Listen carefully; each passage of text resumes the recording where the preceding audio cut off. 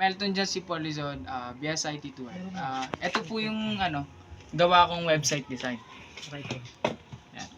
So, unang ginawa ko muna yung div class menu. Nakapalog doon yung home, login, sign in, product and info. Yung HTRF, ibig sabihin yan, para mag-link yung mga yung mga home, login, sign in, para pag pinindot natin, para pwede tayo gumawa ulit ng another HTML. Tapos, malalagyan natin siya ng function. Example, yung product. Gumawa ulit ako ng panibagong HTML kaya nagkaroon siya ng function. Then next, yung mga CSS na ginamit ko dun sa menu. Ito siya.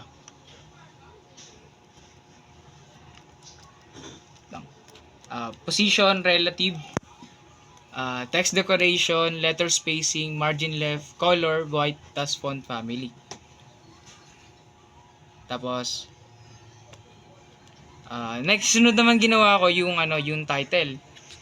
Siya, yung H1, yung ibig sabihin niya ng H1 para yung size nung magiging gusto niyo title malaki. So kapag naging naman siya 1, 2, 6, palit siya ng palit habang tumataas siya ng number.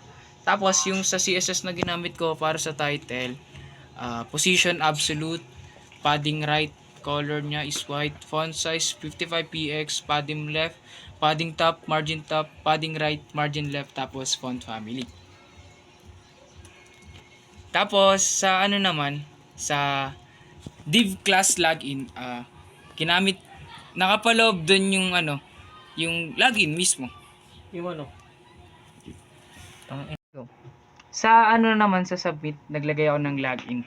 Tapos naglagay din ako ng link na product para kapag tama yung nilagay mo na na info, automatic na mapupunta siya sa product, which is the product so panibagong HTML ulit. So sa mga product naman na nilagay ko sa CSS, ito. Makita nyo na margin, padding, display, justify content, align items, minimum height, background. Yung all image, ito naman yung yung kabuoang design ng product ko. Height, width, tapos color, font family, display, margin left, padding right.